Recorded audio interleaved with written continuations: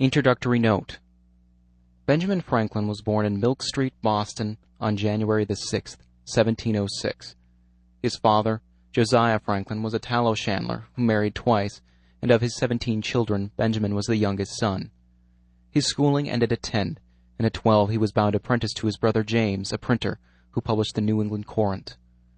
To this journal he became a contributor, and later was for a time its nominal editor.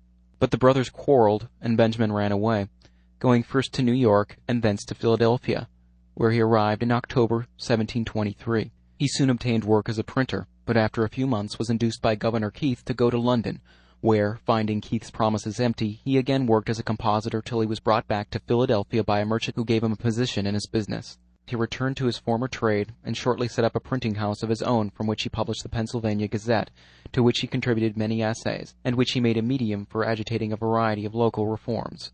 In 1732 he began to issue his famous Poor Richard's Almanac, for the enrichment of which he borrowed or composed those utterances of worldly wisdom which are the basis of a large part of his popular reputation. In 1758, the year in which he ceases writing for the Almanac, he printed in it Father Abraham's Sermon, now regarded as the most famous piece of literature produced in colonial America. Meantime, Franklin was concerning himself more and more with public affairs. He set forth a scheme for an academy which was taken up later and finally developed into the University of Pennsylvania, and he founded an American Philosophical Society for the purpose of enabling scientific men to communicate their discoveries to one another. He himself had already begun his electrical researches, which, with other scientific inquiries, he called on in the intervals of money-making and politics to the end of his life. In 1758 he sold his business in order to get leisure for study, having now acquired comparative wealth, and in a few years he had made discoveries that gave him a reputation with the learned throughout Europe. In politics he proved very able, both as an administrator and as a controversialist, but his record as an office-holder is stained by the use he made of his position to advance his relatives. His most notable service in home politics was his reform of the postal system, but his fame as a statesman rests chiefly on his services in connection with the relations of the colonies with Great Britain and later with France. In 1757 he was sent to England to protest against the influence of the Penns in the government of the colony, and for 5 years he remained there, striving to enlighten the people and the ministry of England as to colonial conditions.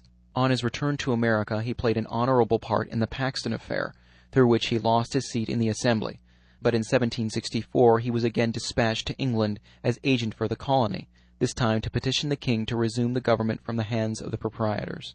In London he actively opposed the proposed Stamp Act, but lost the credit for this and much of his popularity through his securing for a friend the office of stamp agent in America. Even his effective work in helping to obtain the repeal of the act left him still a suspect, but he continued his efforts to present the case for the colonies as the troubles thickened towards a crisis of the Revolution. In 1767 he crossed to France, where he was received with honor, but before his return home in 1775 he lost his position as postmaster through his share in divulging to Massachusetts the famous letter of Hutchinson and Oliver. On his arrival in Philadelphia, he was chosen a member of the Continental Congress, and in 1777 he was dispatched to France as Commissioner for the United States. Here he remained till 1785. The favorite of French society, and with such success did he conduct the affairs of his country that when he finally returned he received a place only second to that of Washington as the champion of American independence. He died on April the 17th, 1790.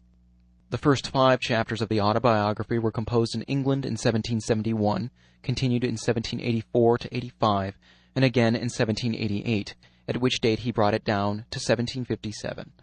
After a most extraordinary series of adventures, the original form of the manuscript was finally printed by Mr. John Bigelow, and is here reproduced in recognition of its value as a picture of one of the most notable personalities of colonial times, and of its acknowledged rank as one of the great autobiographies of the world.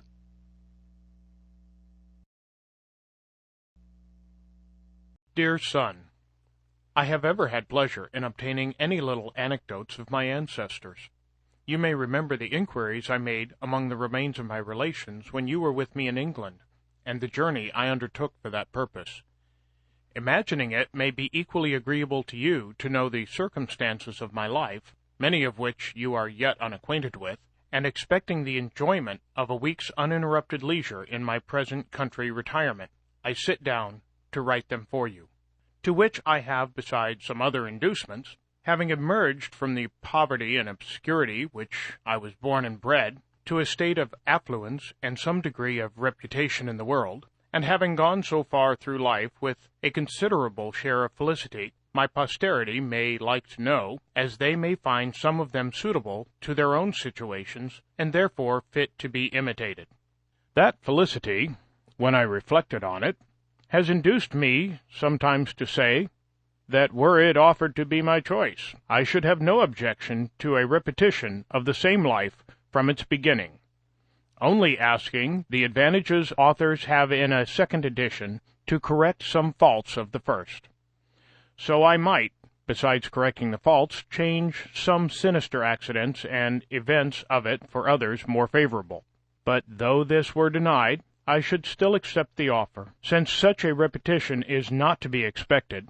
The next thing, most like living one's life over again, seems to be a recollection of that life, and to make that recollection as durable as possible by putting it down in writing. Hereby, too, I shall indulge the inclination so natural in old men, to be talking of themselves and their own past actions, and I shall indulge it without being tiresome to others, who, through respect to age, might conceive themselves obliged to give me a hearing, since this may be read or not as any one pleases. And, lastly, I may as well confess it, since my denial of it will be believed by nobody, perhaps I shall a good deal gratify my own vanity. Indeed, I scarce ever heard or saw the introductory words, "Without vanity I may say," but some vain thing immediately followed.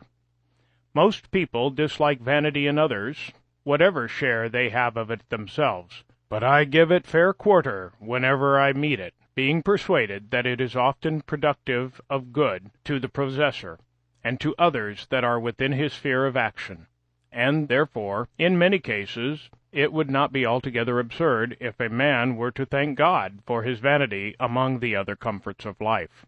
And now I speak of thanking God. I desire, with all humility, to acknowledge that I owe the mentioned happiness of my past life to His kind providence, which led me to the means I used and gave them success. My belief of this induces me to hope, though I must not presume, that the same goodness will be exercised toward me, in continuing that happiness, or enabling me to bear a fatal reverse, which I may experience as others have done, the complexion of my future fortune being known only to Him in whose power it is to bless us even our afflictions. The notes one of my uncles, who had the same kind of curiosity in collecting family anecdotes, once put into my hands, furnished me with several particulars relating to our ancestors. From these notes I learned that the family had lived in the same village, Ecton, in Northamptonshire, for 300 years, and how much longer he knew not, perhaps from the time when the name of Franklin was assumed by them as a surname when others took surnames all over the kingdom. When I searched the registers at Ecton, I found an account of their births, marriages, and burials from the year 1555 only, there being no registers kept in that parish at any time preceding. By that register I perceived that I was the youngest son for 5 generations back. My grandfather Thomas lived at Ecton till he grew too old to follow business longer, when he went to live with his son John in Oxfordshire, with whom my father served an apprenticeship. There my grandfather died and lies buried. We saw his gravestone in 1758. His eldest son Thomas lived in the house at Ecton, and left it with the land to his only child, a daughter, who, with her husband, one Fisher, of Wellingborough, sold it to Mr. Eystead, now lord of the manor there. My grandfather had 4 sons that grew up, viz., Thomas, John, Benjamin, and Josiah. I will give you what account I can of them. At this distance from my papers, you will among them find many more particulars.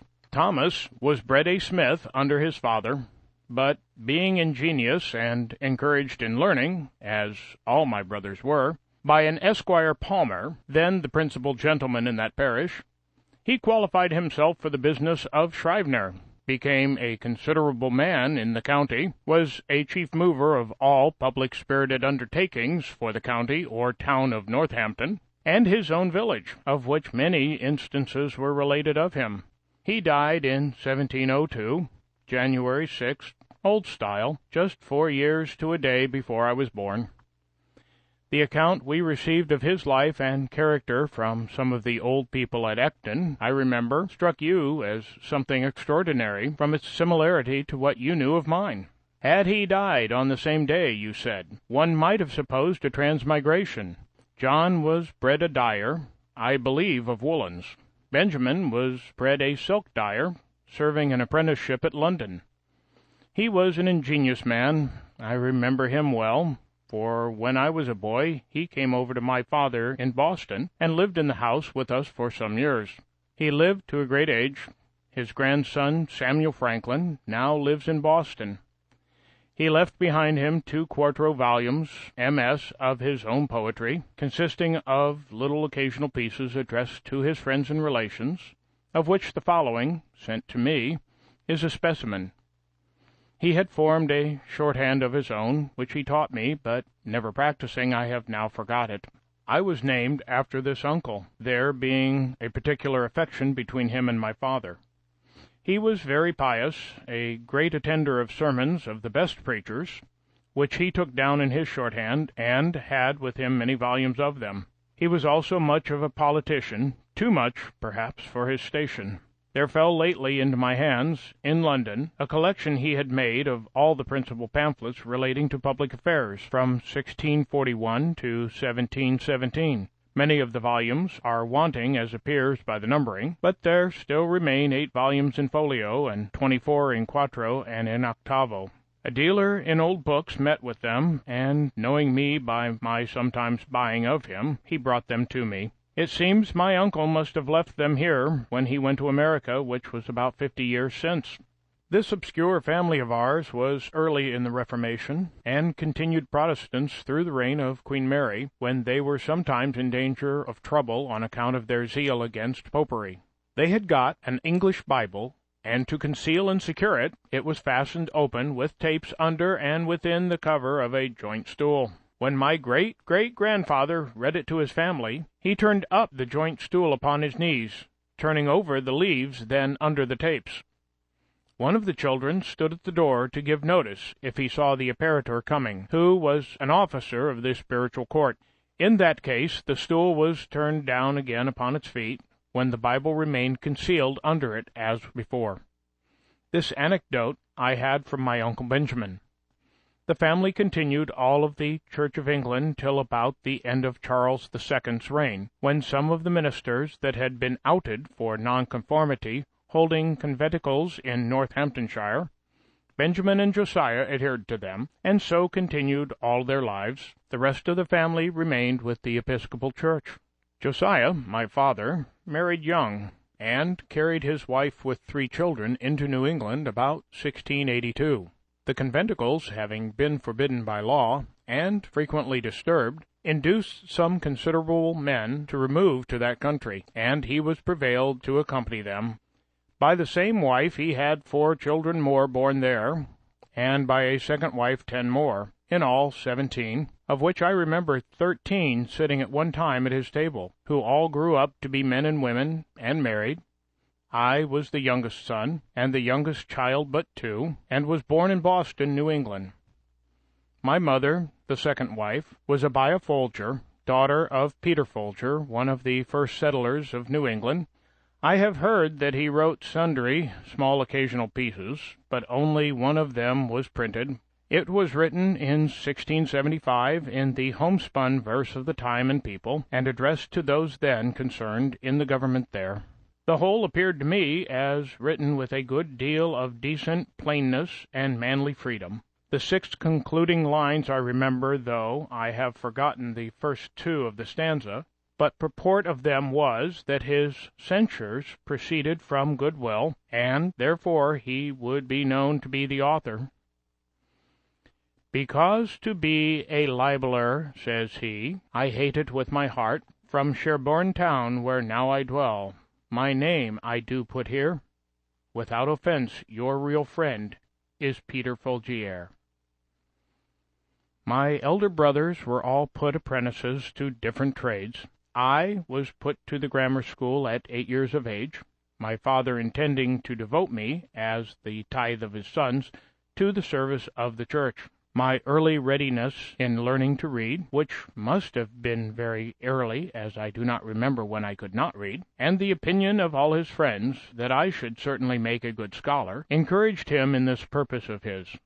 My Uncle Benjamin, too, approved of it, and proposed to give me all his shorthand volumes of sermons, I suppose, as a stock to set up with, if I would learn his character. I continued, however, at the grammar school not quite 1 year, though in that time I had risen gradually from the middle of the class of that year to be the head of it, and farther was removed into the next class above it.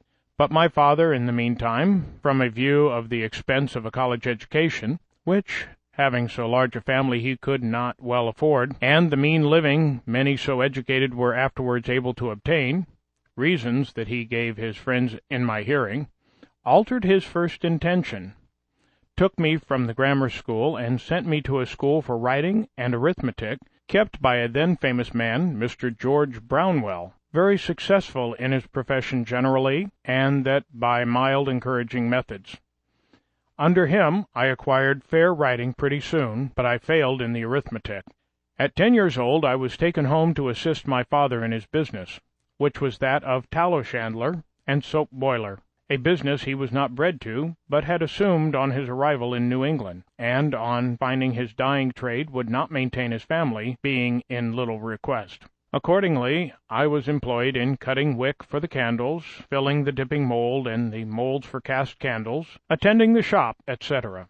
I disliked the trade, and had strong inclination for the sea, but my father declared against it, however. I was much in and about it, learnt early to swim well, and when in a boat or canoe with other boys I was commonly allowed to govern, especially in any case of difficulty, and upon other occasions I was generally a leader among the boys, and sometimes led them into scrapes, of which I will mention one instance, as it shows an early projecting public spirit, though not then justly conducted.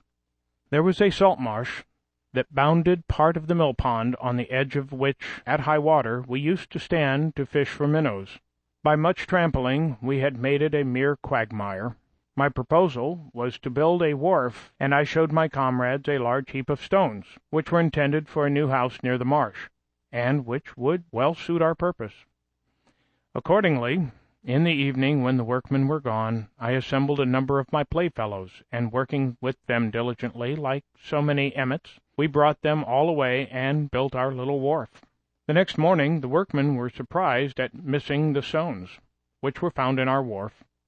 Inquiry was made after the removers. We were discovered and complained of. Several of us were corrected by our fathers, and though I pleaded the usefulness of the work, mine convinced me that nothing was useful which was not honest. I think you may like to know something of his person and character. He had an excellent constitution of body, was of middle stature, but well set, and very strong.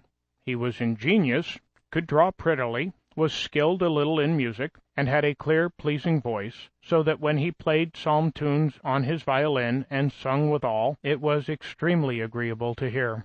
He had a mechanical genius too, and on occasion was very handy in the use of other tradesmen's tools, but his great excellence lay in a sound understanding and solid judgment in prudential matters, both in private and public affairs. In the latter, indeed, he was never employed, the numerous family he had to educate, and the straitness of his circumstances keeping him close to his trade. But I remember well his being frequently visited by leading people, who consulted him for his opinion in affairs of the town or of the church he belonged to, and showed a great deal of respect for his judgment and advice. At his table he liked to have, as often as he could, some sensible friend or neighbor to converse with, and always took care to start some ingenious or useful topic for discourse. By this means he turned our attention to what was good, just, and prudent in the conduct of life, and little or no notice was ever taken of what related to the victuals on the tables. My mother, had likewise an excellent constitution. She suckled all 10 of her children. I never knew either my father or mother to have any sickness but that of which they died, he at 89 and she at 85. They lie buried together at Boston, where I, some years since, placed a marble over their grave with this inscription: Josiah Franklin and Abiah his wife lie here interred. They lived together in wedlock 55 years, without an estate or any gainful employment. With God's blessing, they maintained a large family comfortably, and brought up 13 children and 7 grandchildren reputably. From this instance, reader, be encouraged to diligence in thy calling, and distrust not Providence. He was a pious and prudent man, she a discreet and virtuous woman. Their youngest son, in filial regard to their memory, places this stone. J.F., born 1655, died 1744, A. Atat. 89. A.F., born 1667, died 1752, 95. By my rambling digressions I perceive myself to be grown old. I used to write more methodically, but one does not dress for private company as for a public ball. 'Tis perhaps only negligence. To return, I continued thus employed in my father's business for 2 years, that is, till I was 12 years old, and my brother John, who was bred to that business, having left my father, married, and set up for himself at Rhode Island, there was all appearance that I was destined to supply his place and become a tallow chandler. But my dislike for the trade continuing, my father was under apprehensions that if he did not find one for me more agreeable, I should break away and get to sea, as his son Josiah had done, to his great vexation. He therefore sometimes took me to walk with him and see joiners, bricklayers, turners, braziers, etc., at their work, that he might observe my inclination. It has ever since been a pleasure to me to see good workmen handle their tools, and it has been useful to me, having learnt so much by it, as to be able to do little jobs myself in my house when a workman could not readily be got, and to construct little machines for my experiments, while the intention of making the experiment was fresh and warm in my mind. My father at last fixed upon the cutler's trade, and my Uncle Benjamin's son Samuel, who was bred to that business in London, being about that time established in Boston, I was sent to be with him some time on liking. But his expectations of a fee with me displeasing my father, I was taken home again. From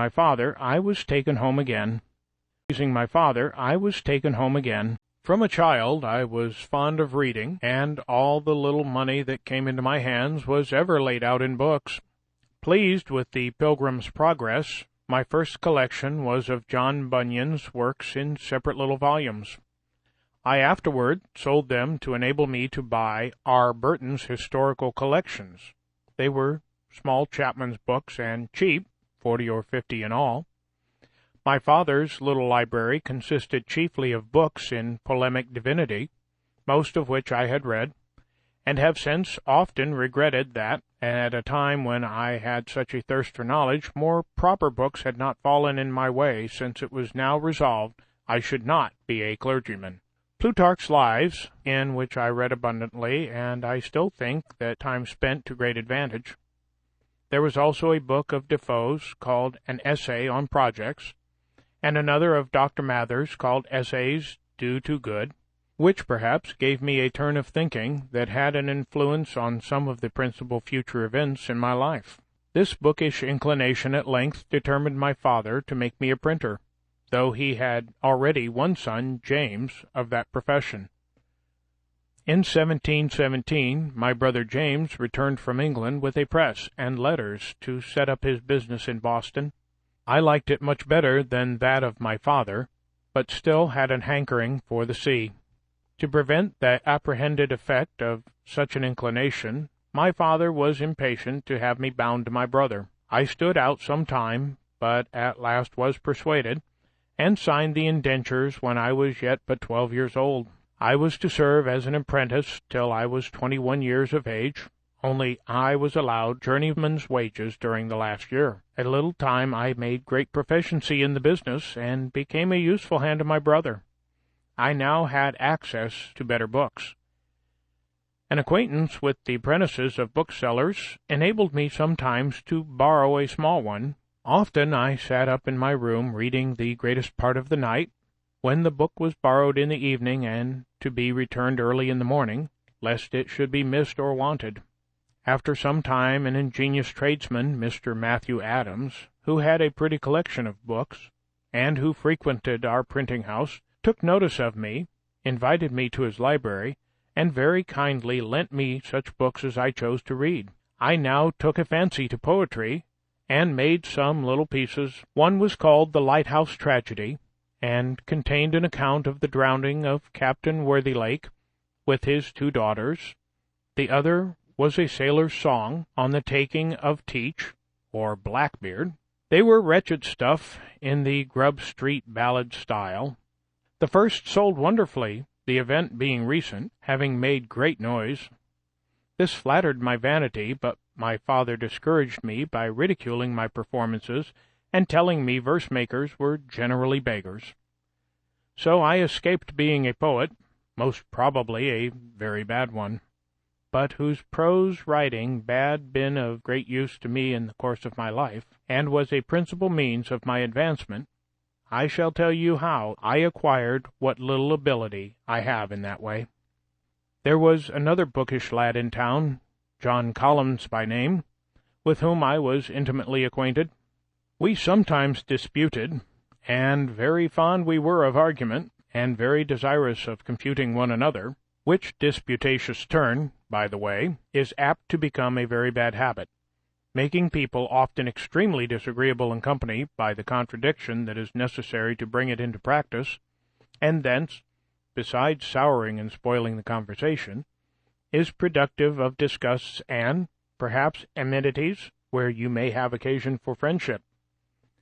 I had caught it by reading my father's books of dispute about religion. Persons of good sense, I have since observed, seldom fall into it, except lawyers, university men, and men of all sorts that have been bred in Edinburgh. A question was once, somehow or other, started between Collins and me, of the propriety of educating the female sex in learning and their abilities for study. He was of the opinion that it was improper, and that they were naturally unequal to it. I took the contrary side, perhaps a little for dispute's sake. He was naturally more eloquent, had read plenty of words, and sometimes, as I thought, bore me down more by his fluency than by the strength of his reasons. As we parted without settling the point, and were not to see one another again for some time, I sat down to put my arguments in writing, which I copied fair and sent to him. He answered, and I replied. 3 or 4 letters of a side had passed, when my father happened to find my papers and read them. Without entering into the discussion, he took occasion to talk to me about the manner of my writing, observed that, although I had the advantage of my antagonist in correct spelling and pointing, which I owed to the printing-house, I fell far short in eloquence of expression, of which he convinced me by several instances.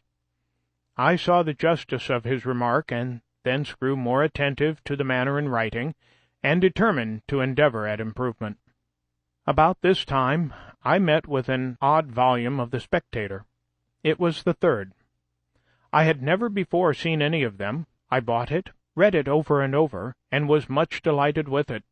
I thought the writing excellent, and wished, if possible, to imitate it. With this view I took some of the papers, and, making short hints of the sentiment in each sentence, laid them by a few days, and then, without looking at the book, tried to complete the papers again, by expressing each hinted sentiment at length. Then I compared my Spectator with the original, discovered some of my faults, and corrected them. But I found I wanted a stock of words which I thought I should have acquired before that time if I had gone on making verses. Therefore I took some of the tales and turned them into verse, and after a time, when I had pretty well forgotten the prose, turned them back again. I also sometimes jumbled my collection into confusion, and after some weeks endeavored to reduce them into the best order, before I began to form full sentences and complete the paper. This was to teach me method in the arrangement of thoughts. By comparing my work afterwards with the original, I discovered many faults and amended them, but I sometimes had the pleasure of fancying that in certain particulars of small import I had been lucky enough to improve the method, and this encouraged me to think I might possibly, in time, come to be a tolerable English writer, of which I was extremely ambitious. My time for these exercises and for reading was at night, after work, or before it began in the morning, or on Sundays, when I contrived to be in the printing-house alone, evading the common attendance on public worship, which my father used to exact on me when I was under his care, and which, indeed, I still thought a duty, though I could not, as it seemed to me, afford time to practice it. When about 16 years of age, I happened to meet with a book written by one Tryon, recommending a vegetable diet. I determined to go into it. My brother, being yet unmarried, did not keep house, but boarded himself and his apprentices in another family. My refusing to eat flesh occasioned an inconveniency, and I was frequently chid for my singularity. I made myself acquainted with Tryon's manner of preparing some of his dishes, such as boiling potatoes or rice, making hasty pudding, and a few others, and then proposed to my brother that if he would give me weekly half the money he paid for my board, I would board myself. He instantly agreed to it, and I presently found that I could save half what he paid me. This was an additional fund for buying books, but I had another advantage in it. My brother and the rest going from the printing-house to their meals, I remained there alone, and dispatching presently my light repast, which often was no more than a biscuit or a slice of bread, a handful of raisins or a tart, and a glass of water, had the rest of the time till their return for study, in which I made the greater progress from that greater clearness of head and quicker apprehension which usually attend temperance in eating and drinking. And now it was that, being on some occasion made ashamed of my ignorance in figures, which I had twice failed in learning when at school, I took Cocker's book of arithmetic, and went through the whole by myself with great ease. I also read Sellers and Shermy's books of navigation, and became acquainted with the little geometry they contain, but never proceeded far in that science.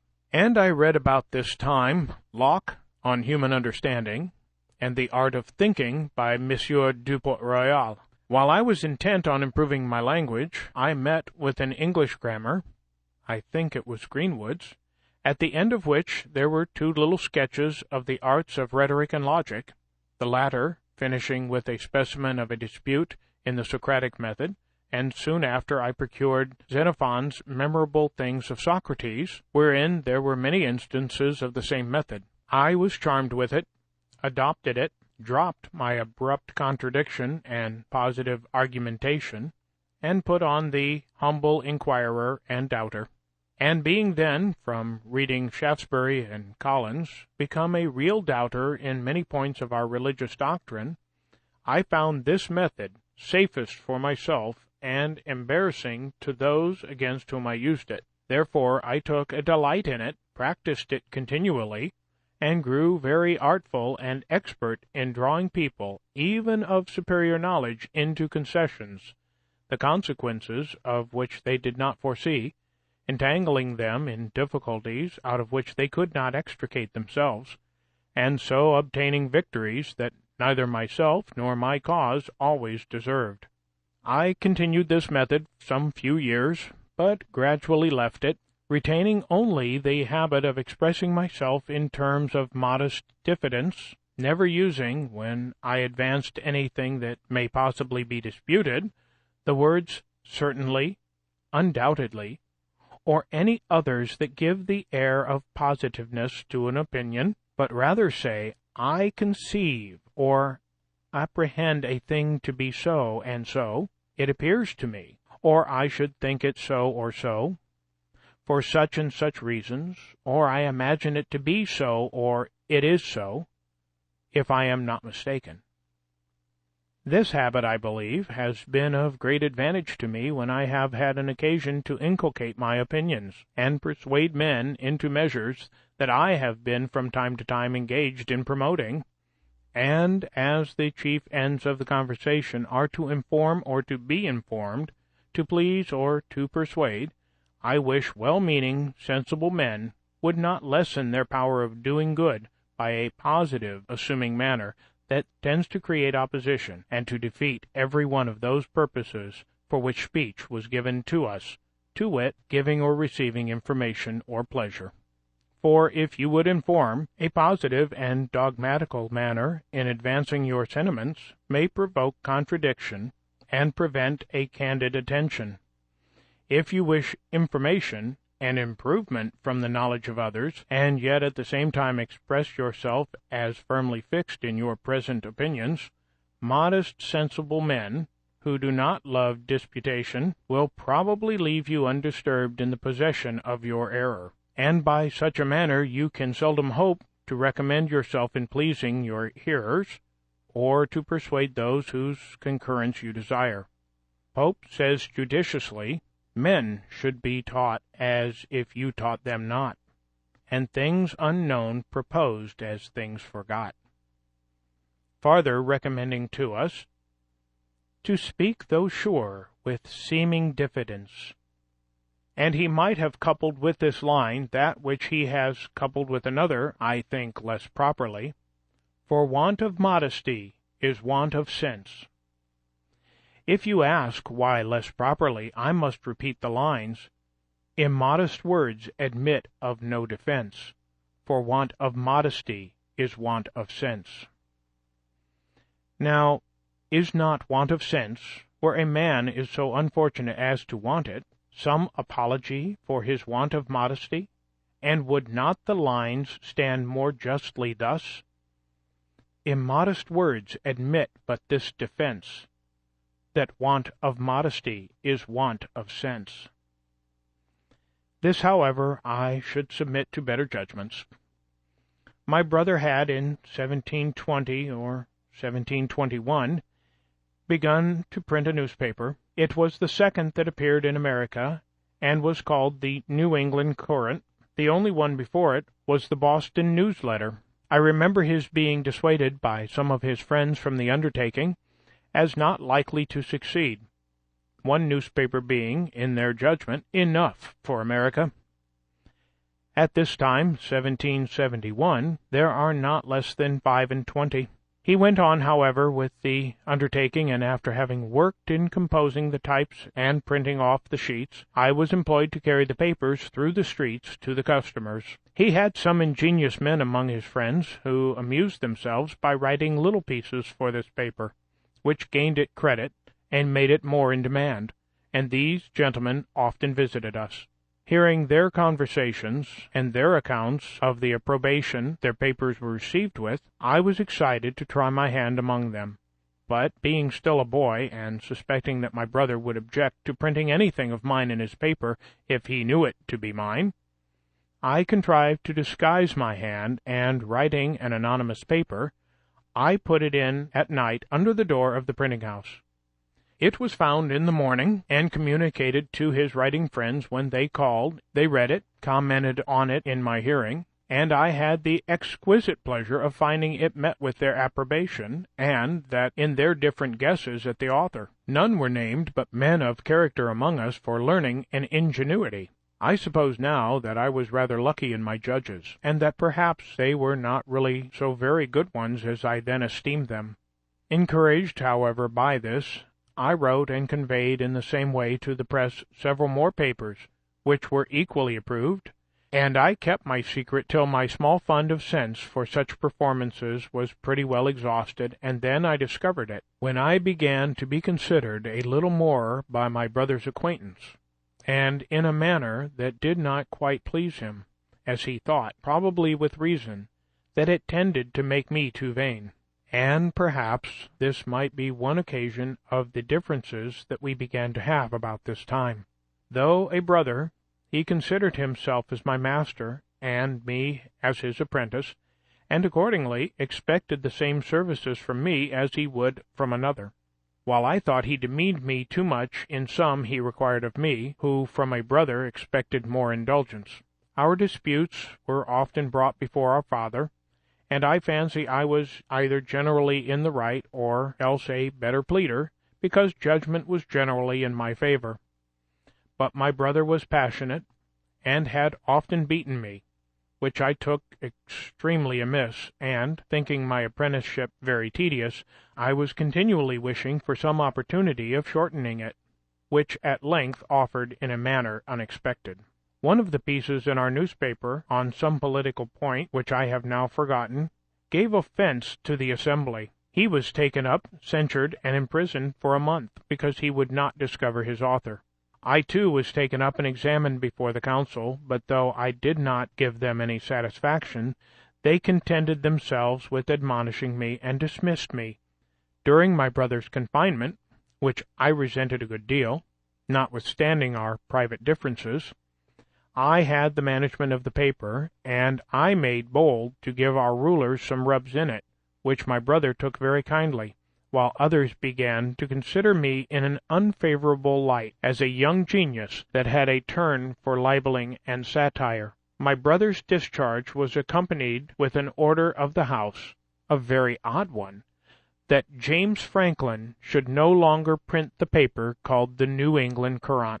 There was a consultation held in our printing house among his friends what he should do in this case. Some proposed to evade the order by changing the name of the paper, but my brother, seeing inconveniences in that, it was finally concluded on a better way to let it be printed for the future under the name of Benjamin Franklin, and, to avoid the censure of the Assembly that might fall on him as still printing it by his apprentice, the contrivance was that my old indenture should be returned to me, with a full discharge on the back of it, to be shown on occasion, but to secure to him the benefit of my service. I was to sign new indentures for the remainder of the term. A very flimsy scheme it was. However, it was immediately executed, and the paper went on accordingly, under my name for several months. At length, a fresh difference arising between my brother and me, I took upon me to assert my freedom, presuming that he would not venture to produce the new indentures. It was not fair in me to take this advantage, and this I therefore reckon upon the first errata of my life, but the unfairness of it weighed little with me, when under the impressions of resentment for the blows his passion too often urged him to bestow upon me, though he was otherwise not an ill-natured man. Perhaps I was too saucy and provoking. When he found I would leave him, he took care to prevent my getting employment in any other printing house of the town, by going round and speaking to every master, who accordingly refused to give me work. I then thought of going to New York, as the nearest place where there was a printer, and I was rather inclined to leave Boston when I reflected that I had already made myself a little obnoxious to the governing party, and from the arbitrary proceedings of the Assembly in my brother's case, it was likely I might, if I stayed, soon bring myself into scrapes, and farther that my indiscreet disputations about religion began to make me pointed at with horror by good people as an infidel or atheist. I determined on the point, but my father now siding with my brother, I was sensible that, if I attempted to go openly, means would be used to prevent me. My friend Collins, therefore, undertook to manage a little for me. He agreed with the captain of a New York sloop for my passage, under the notion of my being a young acquaintance of his that got a naughty girl with child, whose friends would compel me to marry her, and therefore I could not appear or come away publicly. So I sold some of my books to raise a little money, and was taken on board privately, and as we had fair wind, in 3 days I found myself in New York, near 300 miles from home, a boy of but 17, without the least recommendation to or knowledge of any person in the place, and with very little money in my pocket. My inclinations for the sea were by this time worn out, or I might now have gratified them. But, having a trade, and supposing myself a pretty good workman, I offered my service to the printer in the place, old Mr. William Bradford, who had been the first printer in Pennsylvania, but removed thence upon the quarrel of George Keith. He could give me no employment, having little to do and help enough already, but says he, "My son at Philadelphia has lately lost his principal hand, Aquila Rose, by death. If you go thither, I believe he may employ you." Philadelphia was 100 miles further. I set out, however, in a boat for Amboy, leaving my chest and things to follow me round by sea. In crossing the bay, we met with a squall that tore our rotten sails to pieces, prevented our getting into the Kill, and drove us upon Long Island. In our way, a drunken Dutchman, who was a passenger too, fell overboard. When he was sinking, I reached through the water to his shock-pate, and drew him up, so that we got him in again. His dunking sobered him a little, and he went to sleep, taking first out of his pocket a book, which he desired I would dry for him. It proved to be my old favorite author, Bunyan's Pilgrim's Progress, in Dutch, finely printed on good paper, with copper cuts. I have since found that it has been translated into most of the languages of Europe, and suppose it has been more generally read than any other book, except perhaps the Bible. Honest John was the first that I'd know of who mixed narration and dialogue, a method of writing very engaging to the reader, who in the most interesting parts finds himself, as it were, brought into the company and present at the discourse. Defoe, in his Crusoe, his Moll Flanders, and other pieces, has imitated it with success. When we drew near the island, we found it was at a place where there could be no landing, there being a great surf on the stony beach. So we dropped anchor and swung round toward the shore.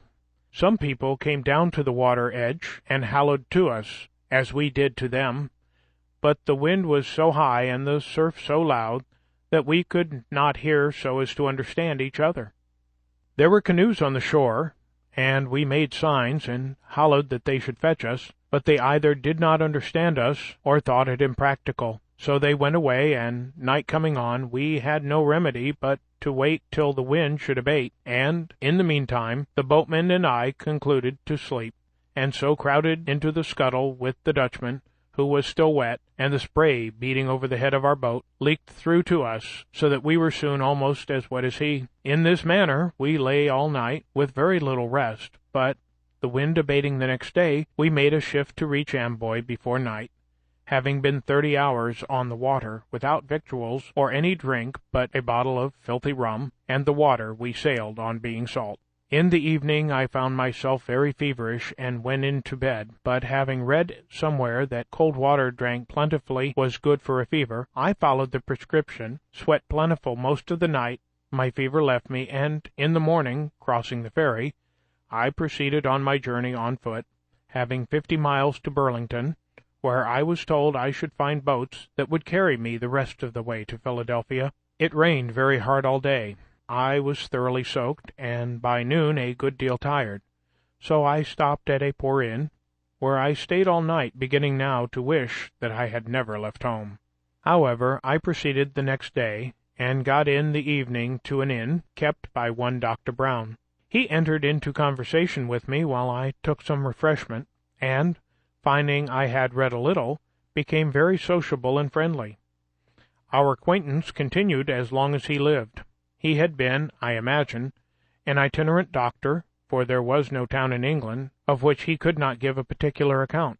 He had some letters, and was very ingenious, but much of an unbeliever, and wickedly undertook, some years after, to travesty the Bible in doggerel verse. By this means he had set many of the facts in a very ridiculous light, and might have hurt weak minds if his work had been published, but it never was.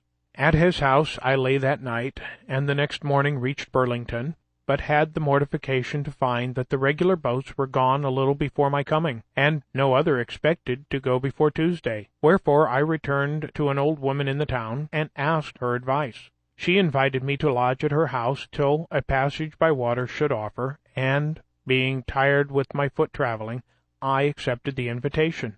She, understanding I was a printer, would have had me stay at that town and follow my business, being ignorant of the stock necessary to begin with. She was very hospitable, gave me a dinner of ox cheek, and with good will, accepting only a pot of ale in return, and I thought myself fixed till Tuesday should come.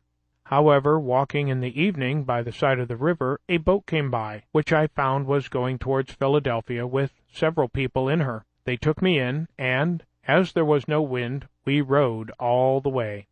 And about midnight, not having yet seen the city, some of the company were confident we must have passed it, and would row no farther. The others knew not where we were, so we put toward the shore, got into a creek, landed near an old fence, with the rails of which we made a fire, the night being cold, in October, and there we remained until daylight. Then one of the company knew the place to be Cooper's Creek, a little above Philadelphia, which we saw as soon as we got out of the creek. I have been the more particular in this description of my journey, and shall be so of my first entry into that city, that you may in your mind compare such unlikely beginnings with the figure I have since made there. I was in my working dress, my best clothes being to come round by sea. I was dirty from my journey, my pockets were stuffed out with shirts and stockings, and I knew no soul, nor where to look for lodging. I was fatigued with travelling, rowing, and want of rest. I was very hungry, and my whole stock of cash consisted of a Dutch dollar and about a shilling in copper. The latter I gave the people of the boat for my passage, who at first refused it on account of my rowing, but I insisted on their taking it. A man being sometimes more generous when he has but a little money than when he has plenty, perhaps through fear of being thought to have but little. Then I walked up the street, gazing about till near the market-house I met a boy with bread.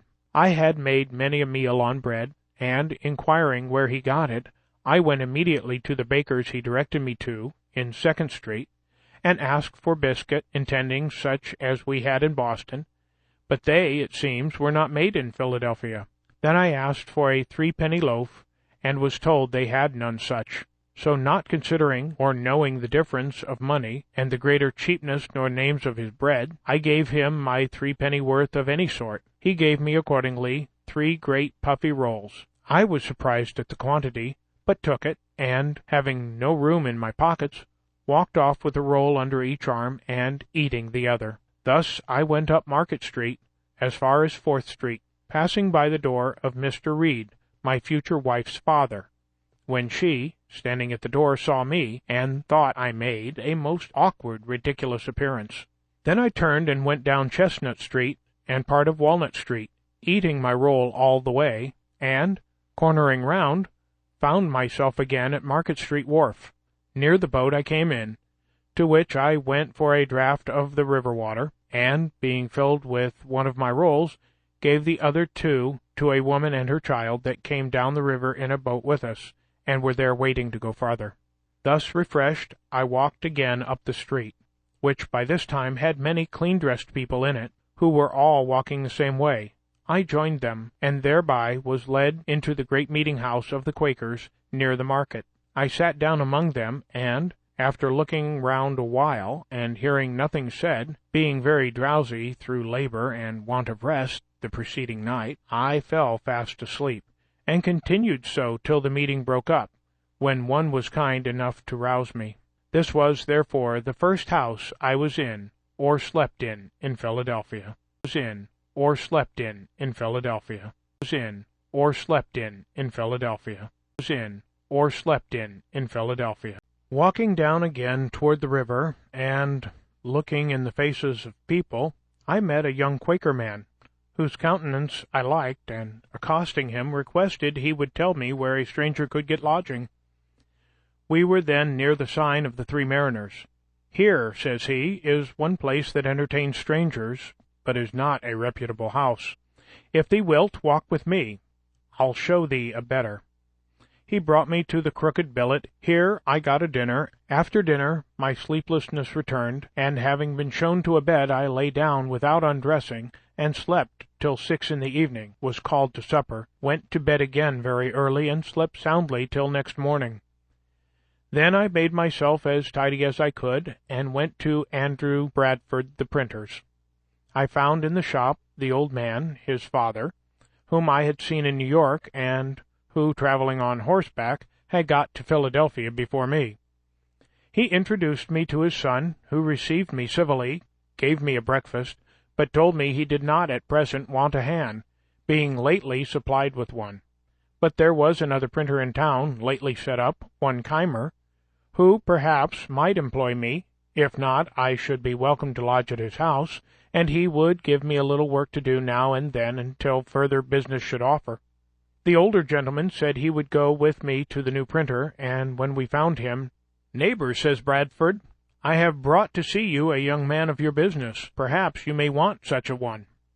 He asked me a few questions, put a composing stick in my hand to see how I worked, and then said he would employ me soon, though he had then nothing for me to do, and, taking old Bradford, whom he had never seen before, to be one of the townspeople that had good will for him, entered into a conversation on his present undertaking and projects, while Bradford, not discovering that he was the other printer's father, on Keimer's saying he expected soon to get the greatest part of the business into his own hands, drew him on by artful questions, and starting little doubts, to explain all his views, what interests he relied on, and in what manner he intended to proceed.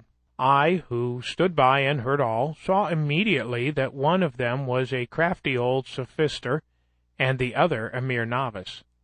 Bradford left me with Keimer, who was greatly surprised when I told him who the man was. Keimer's printing house, I found, consisted of an old shattered press, and one small, worn-out font of English, which he was then using himself, composing an elegy on Aquila Rose, before mentioned, an ingenious young man of excellent character, much respected in the town, clerk of the assembly, and a pretty poet. Keimer made verses too, but very indifferently. He could not be said to write them, for his manner was to compose them in the types directly out of his head. So, there being no copy but one pair of cases, and the elegy likely to require all the letter, no one could help him. I endeavored to put his press, which he had not yet used, and of which he understood nothing, into order fit to be worked with, and, promising to come and print off his elegy as soon as he should have got it ready, I returned to Bradford's, who gave me a little job to do for the present. A few days after, Keimer sent for me to print off the elegy, and now he got another pair of cases, and a pamphlet to reprint, on which he set me to work. These two printers I found poorly qualified for their business. Bradford had not been bred to it, and was very illiterate, and Keimer, though something of a scholar, was a mere compositor, knowing nothing of press work. He had been one of the French prophets, and could act their enthusiastic agitations. At this time he did not profess any particular religion, was very ignorant of the world, and had, I afterward found, a good deal of the knave in his composition. He did not like my lodging at Bradford's while I worked with him. He had a house, indeed, but without furniture, so he could not lodge me, but he got me a lodging at Mr. Reed's, before mentioned, who was the owner of his house, and, my chest and clothes come by this time, I had made a rather more respectable appearance in the eyes of Miss Reed than I had done when she first happened to see me eating my roll in the street. I began now to have some acquaintance among the young people of the town, with whom I spent my evenings very pleasantly, and gaining money I lived very agreeably, forgetting Boston as much as I could, and not desiring that any there should know where I resided, except my friend Collins, who was in my secret, and kept it when I wrote to him. At length an incident happened that sent me back again much sooner than I had intended. I had a brother-in-law, Robert Holmes, a master of a sloop that traded between Boston and Delaware. He, being at Newcastle, 40 miles below Philadelphia, heard there of me, and wrote me a letter mentioning the concern of my friends in Boston at my abrupt departure, assuring me of their good will to me, and that everything would be accommodated to my mind if I would return, to which he exhorted me very earnestly. I wrote an answer to his letter, thanked him for his advice, but stated my reasons for quitting Boston fully, and in such a light as to convince him I was not so wrong as he had apprehended. Sir William Keith, governor of the province, was then at Newcastle, and Captain Holmes, happening to be in company with him when my letter came to hand, spoke to him of me, and showed him the letter. The governor read it, and seemed surprised. He said I appeared a young man of promising parts, and therefore should be encouraged. The printers at Philadelphia were wretched ones. For his part, he would procure me the public business, and do me every other service in his power. This my brother-in-law afterwards told me in Boston, but I knew as yet nothing of it. One day Keimer and I being at work together near the window, we saw the governor and another gentleman, which proved to be Colonel French of Newcastle, finely dressed, come directly across the street to our house, and heard them at the door. Keimer ran down immediately, thinking it a visit to him, but the governor inquired for me, came up, and with a condescension of politeness I had been quite unused to, made me many compliments, desired to be acquainted with me, blamed me kindly for not having made myself known to him when I first came to the place, and would have me away with him to the tavern, where he was going with Colonel French to taste, as he said, some excellent Madeira.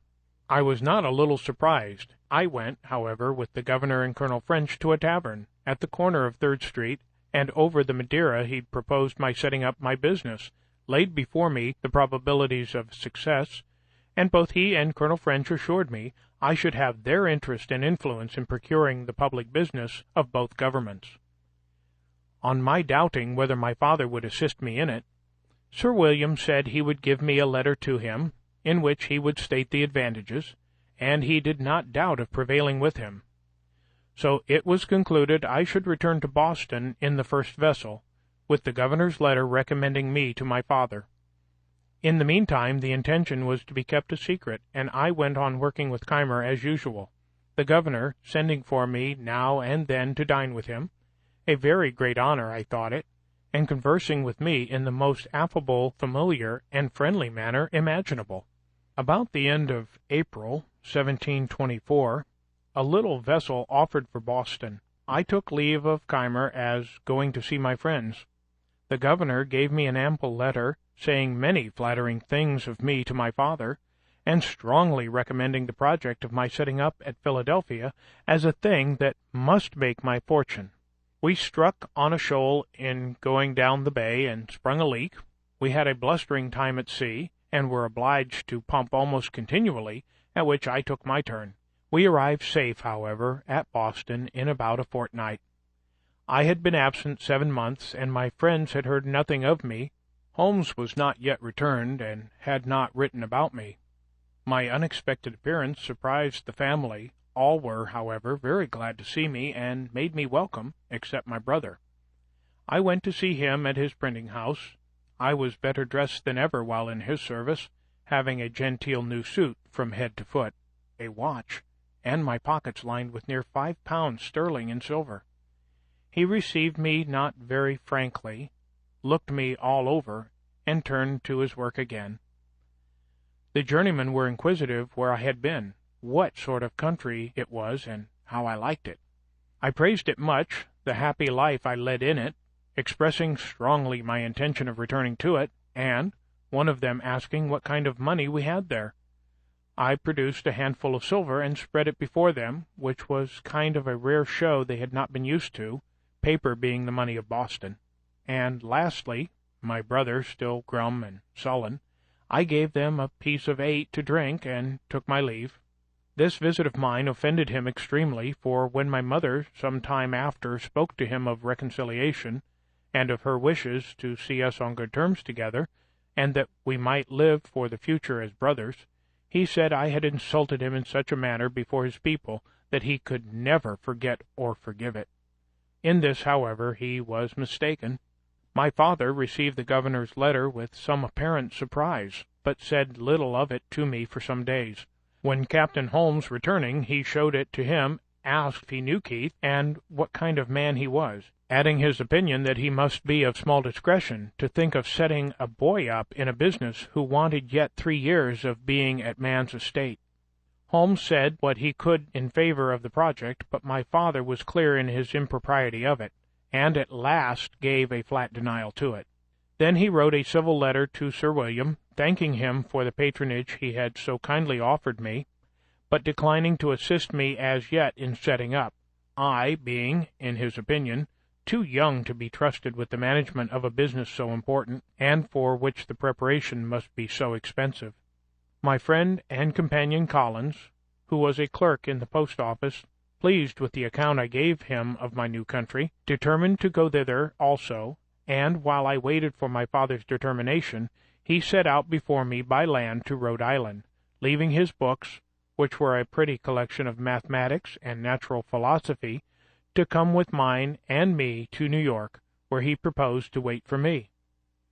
My father, though he did not approve Sir William's proposition, was yet pleased that I had been able to obtain so advantageous a character from a person of such note where I had resided, and that I had been so industrious and careful as to acquit myself so handsomely in so short a time. Therefore, seeing no prospect of an accommodation between my brother and me, he gave his consent to my returning again to Philadelphia, advised me to behave respectfully to the people there, endeavor to obtain the general esteem, and avoid lampooning and libeling, to which he thought I had too much inclination, telling me that by steady industry and a prudent parsimony I might save enough by the time I was 21 to set me up, and that if I came near the matter, he would help me out with the rest.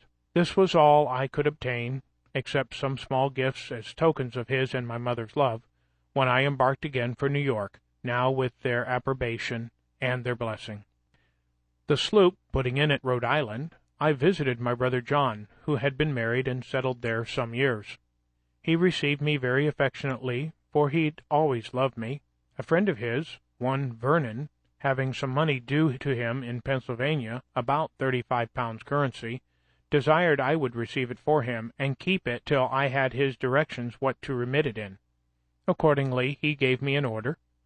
This afterwards occasioned me a good deal of uneasiness. At Newport we took in a number of passengers for New York, among which there were 2 young women, companions, and a grave, sensible, matron-like Quaker woman with her attendants. I had shown an obliging readiness to do her some little services, which impressed her, I suppose, with a degree of good-will toward me. Therefore, when she saw a daily growing familiarity between me and the 2 young women, which they appeared to encourage, she took me aside and said, "Young man, I am concerned for thee, as thou hast no friend with thee, and seems not to know much of the world, or of the snares youth is exposed to. Those are very bad women. I can see it in all their actions, and if thee art not upon thy guard, they will draw thee into some danger. They are strangers to thee, and I advise thee, in a friendly concern for thy welfare, to have no acquaintance with them." As I seemed at first not to think so ill of them as she did, she mentioned some things she had observed and heard that had escaped my notice. I thanked her for her kind advice, and promised to follow it. When we arrived at New York, they told me where they lived, and invited me to come see them, but I avoided it, and it was well that I did, for the next day the captain missed a silver spoon and some other things that had been taken out of his cabin, and, knowing that these were a couple of strumpets, he got a warrant to search their lodgings, found the stolen goods, and had the thieves punished. So though we had escaped a sunken rock, which we scraped upon in passage, I thought this escape of rather more importance to me. At New York I found my friend Collins, who had arrived there some time before me. We had been intimate from children, and had read the same books together, but he had the advantage of more time for reading and studying, and a wonderful genius for mathematical learning, in which he far outstripped me. While I lived in Boston, most of my hours of leisure for conversation were spent with him, and he continued a sober as well as an industrious lad, was much respected for his learning by several of the clergy and other gentlemen, and seemed to promise making a good figure in life. But during my absence he had acquired a habit of sotting with brandy, and I found by his own account, and what I heard from others, that he had been drunk every day since his arrival at New York, and behaved very oddly. He had gamed too, and lost his money, so that I was obliged to discharge his lodgings, and defray his expenses to and at Philadelphia, which proved extremely inconvenient to me. The then governor of New York, Burnet, son of Bishop Burnet, hearing from the captain that a young man, one of his passengers, had a great many books, desired he would bring me to see him. I waited upon him accordingly, and should have taken Collins with me, but that he was not sober. The governor treated me with great civility, showed me his library, which was a very large one, and we had a good deal of conversation about books and authors. This was the second governor who had done me the honor of taking notice of me, which, to a poor boy like me, was very pleasing. We proceeded to Philadelphia. I received on the way Vernon's money, without which we could hardly have finished our journey.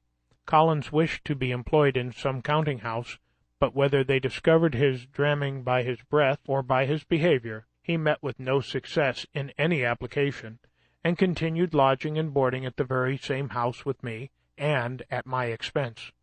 Knowing I had that money of Vernon's, he was continually borrowing from me, still promising repayment as soon as he should be in business. At length he had got so much of it that I was distressed to think what I should do in case of being called on to remit it. His drinking continued, about which we sometimes quarrelled, for when a little intoxicated he was very fractious. Once, in a boat on the Delaware with some other young men, he refused to row in his turn. "I will be rowed home," says he. "We will not row you," says I. "You must, or stay the night on the water," says he, "just as you please." The others said, "Let us row. What signifies it?" But my mind being soured on his other conduct, I continued to refuse. So he swore he would make me row or throw me overboard, stepping on the thwarts toward me, when he came up and struck at me. I clapped my hand under his crutch, and rising pitched him head foremost into the river. I knew he was a good swimmer, but before he could get round to lay hold of the boat, we had with a few strokes pulled her out of his reach, and ever when he drew near the boat, we asked if he would row, striking a few strokes to slide her away from him. He was ready to die with vexation, and obstinately would not promise to row. However, seeing him at last beginning to tire, we lifted him in and brought him home in the evening. We hardly exchanged a civil word afterwards, and a West India captain, who had a commission to procure a tutor for the sons of a gentleman at Barbados, agreed to carry him thither. He left me then, promising to remit me the first money he should receive in order to discharge the debt, but I never heard of him after. The breaking into this money of Vernon's was the first of the great errata of my life, and this affair showed that my father was not much out of his judgment when he supposed me too young to manage business of importance. But Sir William, on reading his letter, said he was too prudent. There was a great difference in persons, and discretion did not always accompany years, nor was youth always without it. "And since he will not set you up," says he, "I will do it myself. Give me an inventory of the things necessary to be had from England, and I will send for them. You shall repay me when you are able. I am resolved to have a good printer here, and I am sure you must succeed." I had hitherto kept the position of my setting up a secret in Philadelphia, and I still kept it. Had it been known that I depended on the governor, probably some friend that knew him better would have advised me not to rely on him, as I afterwards heard it as his known character to be liberal of promises which he never meant to keep. Yet, unsolicited as he was by me, how could I think his generous offers insincere? I believed him one of the best men in the world. I presented him an inventory of a little printing house, accounting by my computation to be about £100 sterling. He liked it, but asked me if my being on the spot in England to choose the types, and see that everything was good of the kind, might not be of some advantage. "Then," says he, "when there you may make acquaintances and establish correspondences in the bookselling and stationery way." I agreed that this might be advantageous. "Then," says he, "get yourself ready to go with Annis," which was the annual ship, and the only one at the time usually passing between London and Philadelphia. But it would be some months before Annis sailed, so I continued working with Keimer, fretting about the money Collins had got from me, and in daily apprehensions of being called upon by Vernon, which, however, did not happen for some years after. I believe I have omitted mentioning that in my first voyage from Boston, our people set about catching cod, and hauled up a great many. Hitherto I had stuck to my resolution of not eating animal food, and on this occasion considered it the taking every fish as a kind of unprovoked murder, since none of them had or ever could do us any injury that might justify the slaughter. All this seemed very reasonable, but I had formerly been a great lover of fish, and when this came hot out of the frying pan, it smelled admirably well. I balanced some time between principle and inclination, till I recollected that, when the fish were opened, I saw smaller fish taken out of their stomachs. Then thought I, if you eat one another, I don't see why we mayn't eat you. So I dined upon cod, and continued to eat with other people, returning only now and then, occasionally, to a vegetable diet. So convenient a thing it is to be a reasonable creature, since it enables one to find or make a reason for everything one has a mind to do. Keimer and I lived on a pretty good familiar footing, and agreed tolerably well, for he suspected nothing of my setting up. He retained a great deal of his old enthusiasms, and loved argumentation. We therefore had many disputations. I used to work him so with my Socratic method, and had trepanned him so often by questions apparently so distant from any point we had in hand, and yet by degrees led to a point, that at last he grew ridiculously cautious, and would hardly answer me the most common question, without asking first, "What do you intend to infer from that?" However, it gave him so high an opinion of my abilities in the confuting way, that he seriously proposed my being his colleague in a project he had of setting up a new sect. He was to preach the doctrines, and I was to confound all opponents. When he came to explain with me upon the doctrines, I found several conundrums which I objected to, unless I might have my way a little too, and introduce some of mine. Keimer wore his beard at full length, because somewhere in the Mosaic law it said, "Thou shalt not mar the corners of thy beard." He likewise kept the seventh-day Sabbath, and these 2 points were essential with him.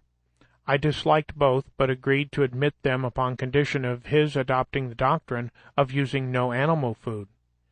"I doubt," he said, "my constitution will not bear that." I assured him it would, and that he would be the better for it. He was usually a great glutton, and I promised myself some diversion in half-starving him. He agreed if I would keep him company. I did so, and we held it for 3 months. We had our victuals dressed and brought to us regularly by a woman in the neighborhood, who had from me a list of 40 dishes to be prepared for us at different times, in all which there was neither fish, flesh, nor fowl, and the whim suited me the better at this time from the cheapness of it. I have since kept several Lents most strictly, leaving the common diet for that, and that for the common abruptly, without the least inconvenience, so that I think there is little in the advice of making those changes by easy gradations. I went on pleasantly, but poor Keimer suffered grievously, longed for the flesh-pots of Egypt, and ordered a roast pig. He invited me and 2 women friends to dine with him, but it being brought too soon upon the table, he could not resist the temptation, and ate the whole before we came. I had made some courtship during this time to Miss Reed. I had a great respect and affection for her, and had some reason to believe she had the same for me. But as I was about to take a long voyage, and we were both very young, only a little above 18, it was thought most prudent by her mother to prevent our going too far at present, as a marriage, if it was to take place, would be more convenient after my return, when I should be, as I expected, set up in my business. Perhaps, too, she thought my expectations not so well founded as I imagined them to be. My chief acquaintances at this time were Charles Osborne, Joseph Watson, and James Ralph, all lovers of reading. The 2 first were clerks to an eminent scrivener or conveyancer in the town, Charles Brogden. The other was clerk to a merchant. Watson was a pious, sensible young man of great integrity, the others rather more lax in their principles of religion, particularly Ralph, who, as well as Collins, had been unsettled by me, for which they both made me suffer. Osborne was sensible, candid, frank, sincere, and affectionate to his friends. Ralph was ingenious, genteel in his manners, and extremely eloquent. I think I never knew a prettier talker.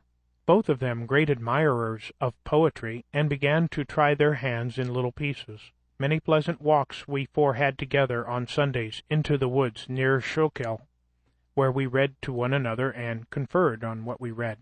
Ralph was inclined to pursue the study of poetry, not doubting but he might become eminent in it, and make his fortune by it, alleging that the best poets must, when they first began to write, make as many faults as he did. Osborne dissuaded him, assured him he had no genius for poetry, and advised him to think of nothing beyond the business he was bred to, that in the mercantile way, though he had no stock, he might, by his diligence and punctuality, recommend himself to employment as a factor, and in time acquire wherewith to trade on his own account. I approved the amusing oneself with poetry now and then, so far as to improve one's language, but no farther. On this it was proposed that we should each of us, at our next meeting, produce a piece of our own composing, in order to improve by our mutual observations, criticisms, and corrections. As language and expression were what we had in view, we excluded all considerations of invention by agreeing that the task should be a version of the 18th Psalm, which describes the descent of a deity. When the time of our meeting drew nigh, Ralph called on me first, and let me know his piece was ready. I told him I had been busy, and, having little inclination, had done nothing. He then showed me his piece for my opinion, and I much approved it, as it appeared to me to have great merit. Now, says he, Osborne never will allow the least merit in anything of mine. He is not so jealous of you. I wish, therefore, you would take this piece and produce it as yours. I will pretend not to have had time, and so produce nothing. We shall then see what he will say to it. It was agreed, and I immediately transcribed it that it might appear in my own hand. We met. Watson's performance was read.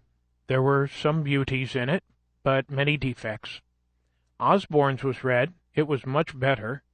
Ralph did it justice, remarked some faults, but applauded the beauties. He himself had nothing to produce. I was backward, seemed desirous of being excused, had not had sufficient time to correct, etc., but no excuse could be admitted. Produce I must. It was read and repeated. Watson and Osborne gave up the contest and joined in applauding it. Ralph only made some criticisms and proposed some amendments, but I defended my text. Osborne was against Ralph, and told him he was no better a critic than poet, so he dropped the argument. As they two went home together, Osborne expressed himself still more strongly in favor of what he thought my production, having restrained himself before, as he said, lest I should think it flattery. But who would have imagined it, said he, that Franklin had been capable of such a performance, such painting, such force, such fire? He has even improved the original. In his common conversation he seems to have no choice of words. He hesitates and blunders, and yet, good God, how he writes! When we next met, Ralph discovered the trick we had played him, and Osborne was a little laughed at him, and Osborne was a little laughed at him, and Osborne was a little laughed at him, and Osborne was a little laughed. This transaction fixed Ralph in his resolution of becoming a poet. I did all I could to dissuade him from it, but he continued scribbling verses till Pope cured him. He became, however, a pretty good prose writer. More of him hereafter. But as I may not have occasion again to mention the other two, I shall just remark here that Watson died in my arms a few years after, much lamented, being the best of our set. Osborne went to the West Indies, where he became an eminent lawyer and made money, but died young. He and I had made a serious agreement that the one who happened to die first should, if possible, make a friendly visit to the other, and acquaint him how he found things in that separate state. But he never fulfilled his promise. The governor, seeming to like my company, had me frequently to his house, and his setting me up was always mentioned as a fixed thing. I was to take with me letters recommendatory to a number of his friends, besides the letter of credit to furnish me with the necessary money for purchasing the press and types, paper, etc. For these letters I was appointed to call at different times, when they were to be ready, but a future time was still named. Thus he went on till the ship, whose departure, too, had been several times postponed, was on the point of sailing. Then, when I called to take my leave and receive the letters, his secretary, Dr. Bard, came out to me and said the governor was extremely busy in writing, but would be down at Newcastle before the ship, and there the letters would be delivered to me. Ralph, though married and having one child, had determined to accompany me in this voyage. It was thought he intended to establish a correspondence, and obtained goods to sell on commission, but I found afterwards that through some discontent with his wife's relations, he proposed to leave her on their hands and never return again. Having taken leave of my friends and interchanged some promises with Miss Reed, I left Philadelphia in the ship, which anchored at Newcastle. The governor was there, but when I went to his lodging, the secretary came to me from him with the civilest message in the world, that he could not then see me, being engaged in business of the utmost importance, but should send the letters to me on board, wished me a heartily good voyage and a speedy return, etc. I returned on board, a little puzzled, but still not doubting. Mr. Andrew Hamilton, a famous lawyer of Philadelphia, had taken passage in the same ship for himself and son, and with Mr. Denham, a Quaker merchant, and Messrs. Onion and Russell, had engaged the great cabin, so that Ralph and I were forced to take up a berth in the steerage, and none on board knowing us were considered as ordinary persons. But Mr. Hamilton and his son, it was James, since governor, returned from Newcastle to Philadelphia, the father being recalled by a great fee to plead for a seized ship, and, just before we sailed, Colonel French coming on board and showing me great respect, I was more taken notice of, and, with my friend Ralph, invited by the other gentlemen to come into the cabin, there being now room. Accordingly, we removed thither, understanding that Colonel French had brought on board the governor's dispatches. I'd asked the captain for those letters that were to be under my care. He said all were put into the bag together, and he could not then come at them, but before we landed in England I should have an opportunity of picking them out, so I was satisfied for the present, and we proceeded on our voyage. We had a sociable company in the cabin, and lived uncommonly well, having the addition of all Mr. Hamilton's stores, who had laid in plentifully. In this passage Mr. Denham contracted a friendship for me that continued during his life. The voyage was otherwise not a pleasant one, as we had a great deal of bad weather. When we came into the Channel, the captain kept his word with me and gave me an opportunity of examining the bag for the governor's letters. I found none upon which my name was put under my care. I picked out 6 or 7 that by the handwriting I thought might be the promised letters, especially as one of them was directed to Basket, the king's printer, and another to some stationer. We arrived in London the 24th of December, 1724. I waited upon the stationer, who came first in my way, delivering the letter as from Governor Keith.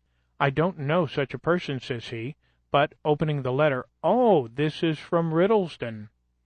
I have lately found him to be a complete rascal, and I will have nothing to do with him, nor receive any letters from him." So, putting the letter into my hand, he turned on his heel and left me to serve some customer.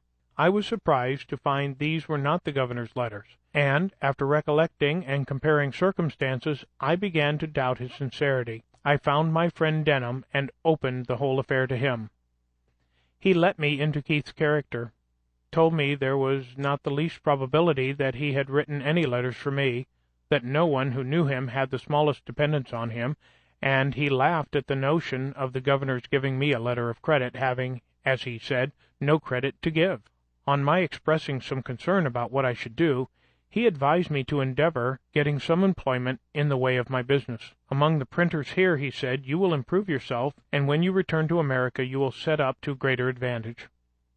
We both of us happened to know, as well as the stationer, that Riddlesden, the attorney, was very knave. He had half ruined Miss Reed's father by persuading him to be bound for him. By this letter it appeared there was a secret scheme on foot to the prejudice of Hamilton, supposed to be then coming over with us, and that Keith was concerned in it with Riddlesden. Denham, who was a friend of Hamilton's, thought he ought to be acquainted with it, so, when he arrived in England, I waited on him and gave him the letter. He thanked me cordially, the information being of importance to him, and from that time he became my friend, greatly to my advantage afterwards on many occasions. But what shall we think of a governor's playing such pitiful tricks and imposing so grossly on a poor ignorant boy? It was a habit he had acquired. He wished to please everybody, and, having little to give, he gave expectations. He was otherwise an ingenious, sensible man, a pretty good writer, and a good governor for the people, though not for his constituents. the proprietaries, whose instructions he sometimes disregarded. Ralph and I were inseparable companions. We took lodgings together in Little Britain at 3 shillings and 6 a week, as much as we could then afford. He found some relations, but they were poor and unable to assist him. He now let me know his intentions of remaining in London, and that he never meant to return to Philadelphia. He had brought no money with him, the whole he could muster having been expended in paying his passage. I had 15 pistoles, so he borrowed occasionally of me to subsist whilst he was looking out for business. He first endeavored to get into the playhouse, believing himself qualified for an actor, but Wilkes, to whom he had applied, advised him candidly not to think of that employment, as it was impossible he should succeed in it. Then he proposed to Roberts, a publisher in Paternoster Row, to write for him a weekly paper on certain conditions which Robert did not approve. Then he endeavored to get employment as a hackney writer to copy for the stationers and lawyers about the Temple, but could find no vacancies. I immediately got into work at Palmer's, then a famous printing house in Bartholomew Close, and here I continued near a year. I was pretty diligent, but spent with Ralph a good deal of my earnings in going to plays and other places of amusement. We had together consumed all of my pistoles, and now just rubbed on from hand to mouth. He seemed quite to forget his wife and child, and I, by degrees, my engagements with Miss Reed, to whom I never wrote more than 1 letter, and that was to let her know I was not likely soon to return. This was another of the great errata of my life, which I should wish to correct if I were to live it over again. In fact, by our expenses, I was constantly kept unable to pay my passage. At Palmer's, I was employed in composing for the 2nd edition of Wollaston's Religion of Nature. Some of his reasonings not appearing to me well-founded, I wrote a little metaphysical piece in which I made remarks on them. It was entitled, A Dissertation on Liberty and Necessity, Pleasure and Pain. I inscribed it to my friend Ralph. I printed a small number. It occasioned my being more considered by Mr. Palmer as a young man of some ingenuity, though he seriously expostulated with me upon the principles of my pamphlet, which to him appeared abominable. My printing this pamphlet was another erratum. While I lodged in Little Britain, I made an acquaintance with one Wilcox, a bookseller, whose shop was at the next door. He had an immense collection of second-hand books. Circulating libraries were not then in use, but we agreed that on certain reasonable terms, which I have now forgotten, I might take, read, and return any of his books. This I esteemed a great advantage, and I made as much use of it as I could. My pamphlet, by some means falling into the hands of one Lyons, a surgeon, author of a book entitled The Infallibility of Human Judgment, it occasioned an acquaintance between us. He took great notice of me, called on me often to converse on those subjects, carried me to the Horns, a pale ale-house, and introduced me to Dr. Mandeville, author of The Fable of the Bees, who had a club there, of which he was the soul, being a most facetious, entertaining companion. Lyons, too, introduced me to Dr. Pemberton, at Batson's coffee-house, who promised to give me an opportunity, some time or other, of seeing Sir Isaac Newton, of which I was extremely desirous, but this never happened. I had brought over a few curiosities, among which the principal was a purse made of the asbestos, which purifies by fire. Sir Hans Sloane heard of it, came to see me, and invited me to his house in Bloomsbury Square, where he showed me all his curiosities, and persuaded me to let him add to that the number, for which he paid me handsomely.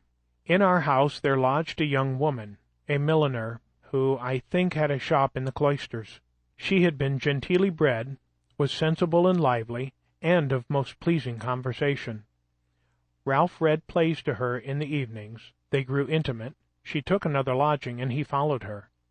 They lived together for some time, but he, being still out of business, and her income not sufficient to maintain them with her child, he took a resolution of going from London to try for a country school, which he thought himself well qualified to undertake, as he wrote an excellent hand, and was a master of arithmetic and accounts. This, however, he deemed a business below him, and confident of future better fortune, he changed his name, and did me the honor to assume mine. For I soon after had a letter from him acquainting me that he was settled in a small village, in Berkshire I think it was, where he taught reading and writing to 10 or a dozen boys at 6 pence each, recommending Mrs. T. to my care, and desiring me to write to him, directing for Mr. Franklin, schoolmaster at such a place. He continued to write frequently, sending me large specimens of an epic poem which he was then composing, and desiring my remarks and corrections. These I gave him from time to time, but endeavored rather to discourage his proceeding. One of Young's satires was then just published. I copied and sent him a great part of it, which set in a strong light the folly of pursuing the Muses with any hope of advancement by them. All was in vain. Sheets of the poem continued to come by every post. In the meantime, Mrs. T., having on his account lost her friends and business, was often in distresses, and used to send for me, and borrow what I could spare to help her out of them. I grew fond of her company, and, being at that time under no religious restraint, and presuming upon my importance to her, I attempted familiarities, another erratum, which she repulsed with a proper resentment, and acquainted him with my behavior. This made a breach between us, and, when he returned to London, he let me know he thought I had cancelled all the obligations he had been under to me. So I found I was never to expect him repaying me what I lent to him or advanced for him. This, however, was not then of much consequence, as he was totally unable, and in the loss of his friendship I found myself relieved from another burden. I now began to think of getting a little money beforehand, and expecting better work. I left Palmer's to work at Watts, a still greater printing house. Here I continued all the rest of my stay in London. At my first admission into this printing house I took to working at press, imagining I felt a want of the bodily exercise I had been used to in America, where press work is mixed with composing. I drank only water. The other workmen, near 50 in number, were great guzzlers of beer. On occasion I carried up and downstairs a large form of types in each hand, when others carried but one in both hands. They wondered to see, from this and several instances, that the water American, as they called me, was stronger than themselves, who drank strong beer. We had an alehouse boy who attended always in the house to supply the workmen. My companion at the press drank every day a pint before breakfast, a pint at breakfast with his bread and cheese, a pint between breakfast and dinner, a pint at dinner, a pint in the afternoon about 6 o'clock, and another when he had done his day's work. I thought it a detestable custom, but it was necessary, he supposed, to drink strong beer, that he might be strong to labor. Beer, that he might be strong to labor. Beer, that he might be. I endeavored to convince him that the bodily strength afforded by beer could only be in proportion to the grain or flour of the barley dissolved in the water of which it was made, that there was more flour in a pennyworth of bread, and therefore, if he would eat that with a pint of water, it would give him more strength than a quart of beer. He drank on, however, and had 4 or 5 shillings to pay out of his wages every Saturday night for that muddling liquor, an expense I was free from. And thus these poor devils keep themselves always under. Watts, after some weeks, desiring to have me in the composing room, I left the pressman. A new bienvenue, or sum for drink, being 5 shillings, was demanded of me by the compositors. I thought it an imposition, as I had paid below. The master thought so too, and forbade my paying it. I stood out 2 or 3 weeks, was accordingly considered as an excommunicate, and bad so many little pieces of private mischief done me, by mixing my sorts, transposing my pages, breaking my matter, etc., etc., if I were ever so little out of the room, and all ascribed to the chapel ghost, which they said ever haunted those not regularly admitted, that, notwithstanding the master's protection, I found myself obliged to comply and pay the money, convinced of the folly of being on ill terms with those one is to live with continually. I was now on a fair footing with them, and soon acquired considerable influence. I proposed some reasonable alteration in their chapel laws, and carried them against all opposition.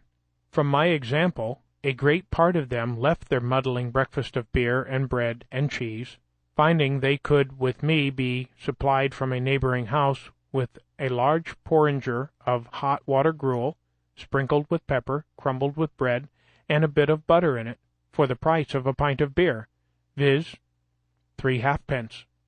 This was a more comfortable as well as cheaper breakfast, and kept their heads clearer. Those who continued sotting with beer all day were often, by not paying, out of credit at the alehouse, and used to make interest with me to get beer, their light, as they phrased it, being out. I watched the pay table on Saturday night, and collected what I stood engaged for them, having to pay sometimes near 30 shillings a week on their account. This, and my being esteemed a pretty good Rigite, that is, a jocular verbal satirist, supported my consequence in the society.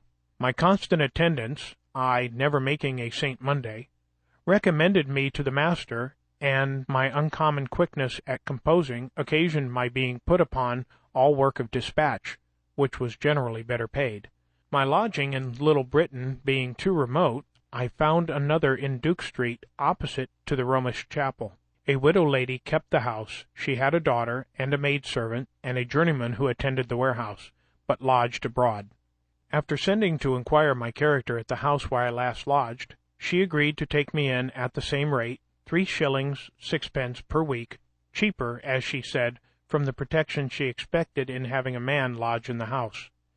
She was a widow, an elderly woman, had been bred a Protestant, being a clergyman's daughter, but was converted to the Catholic religion by her husband, whose memory she much revered, had lived much among people of distinction, and knew 1,000 anecdotes of them as far back as the times of Charles II.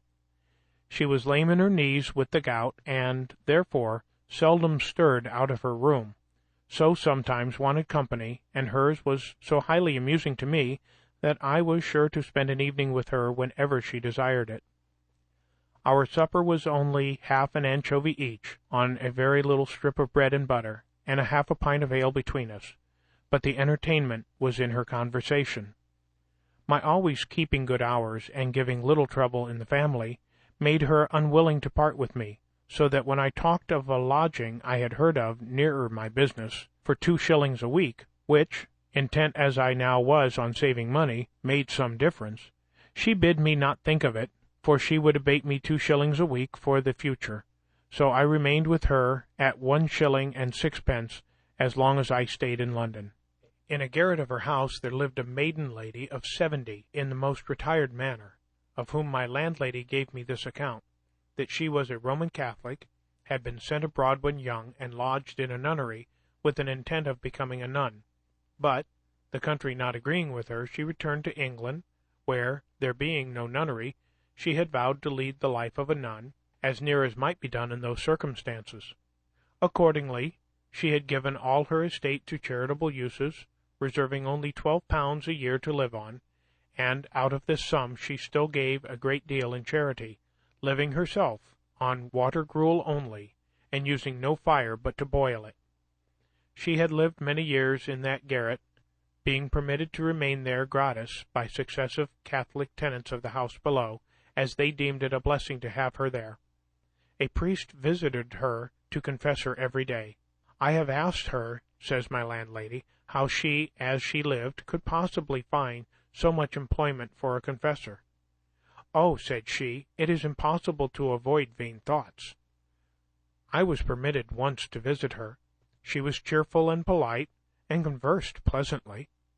The room was clean, but had no other furniture than a mattress, a table, with a crucifix and a book, a stool which she gave me to sit on, and a picture over the chimney of St. Veronica displaying her handkerchief, with the miraculous figure of Christ's bleeding face on it, which she explained to me with great seriousness.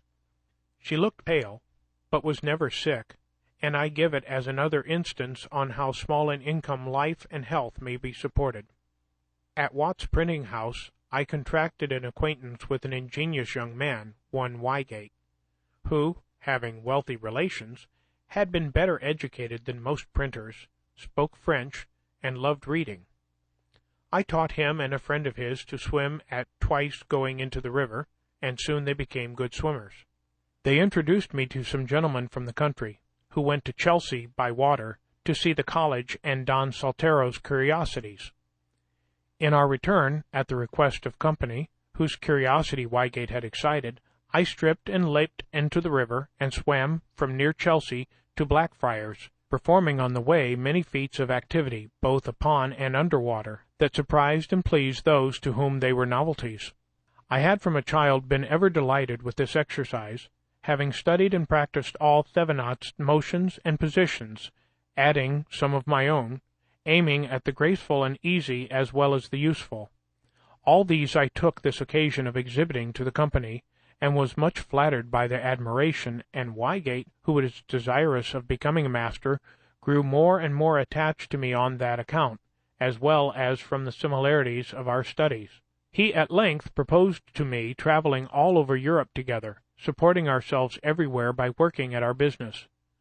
I was once inclined to it, but mentioning it to my good friend Mr. Denham, with whom I often spent an hour when I had leisure, he dissuaded me from it, advising me to think only of returning to Pennsylvania, which he was now about to do.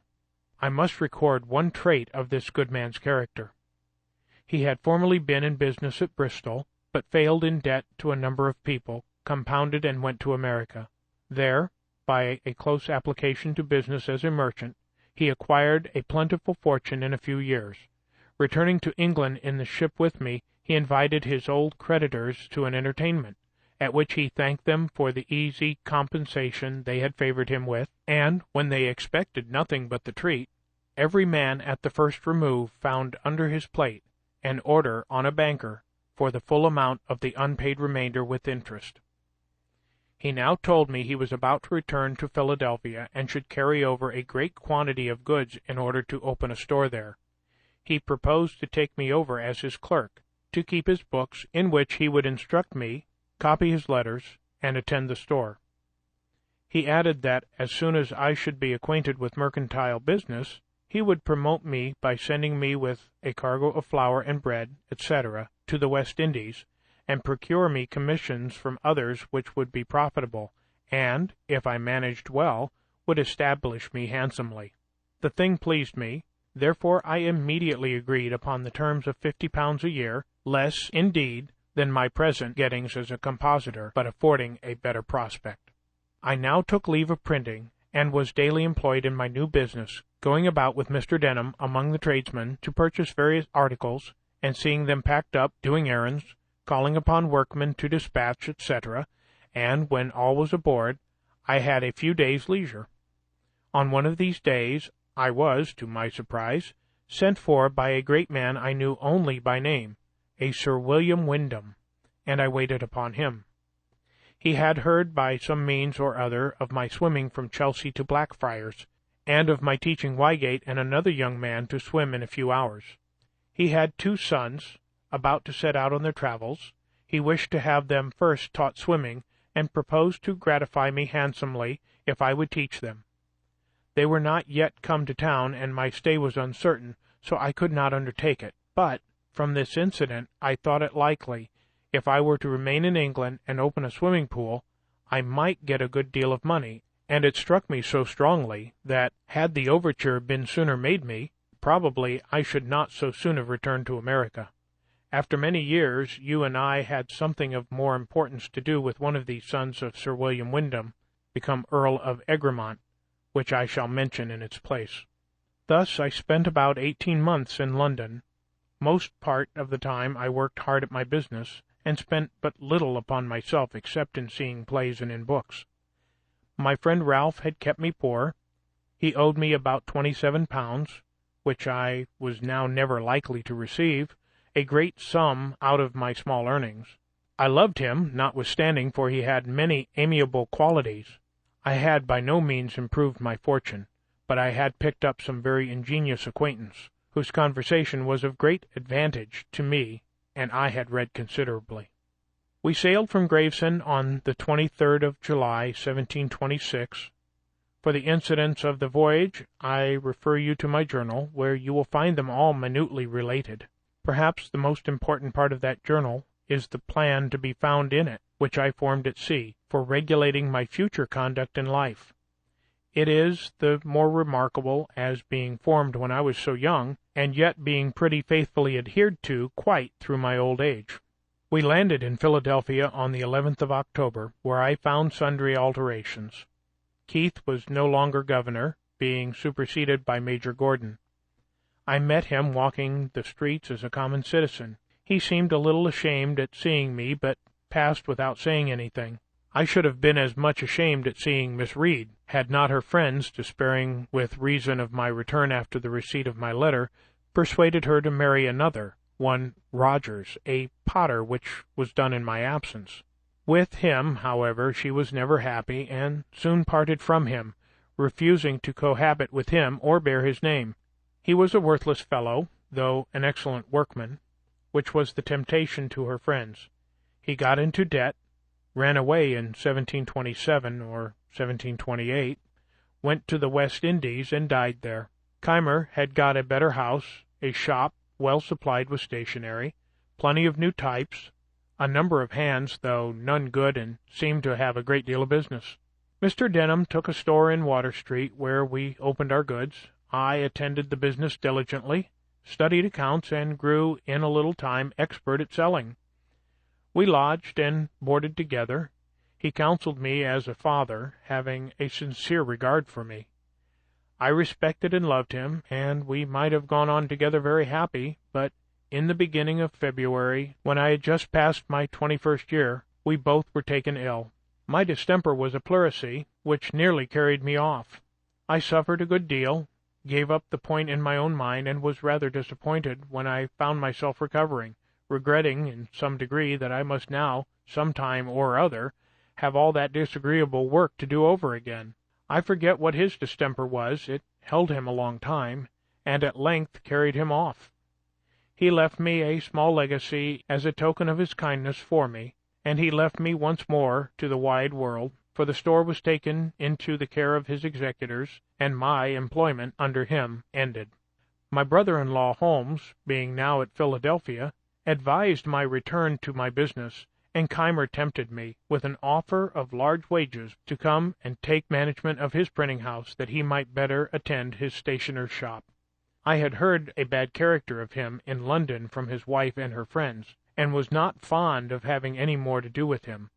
I tried for farther employment as a merchant's clerk, but, not readily meeting with any, I closed again with Keimer. I found in his house these hands: Hugh Meredith, a Welsh Pennsylvanian, 30 years of age, honest, sensible, had a great deal of solid observation, was something of a reader, but given to drink. Stephen Potts, a young countryman of full age, of uncommon natural parts, and great wit and humour, but a little idle.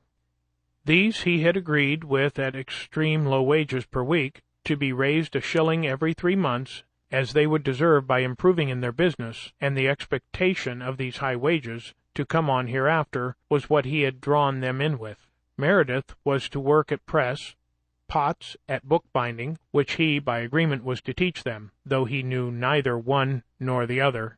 John, a wild Irishman, brought up to no business, whose service for years Keimer had purchased from the captain of a ship, he too was to be made a pressman.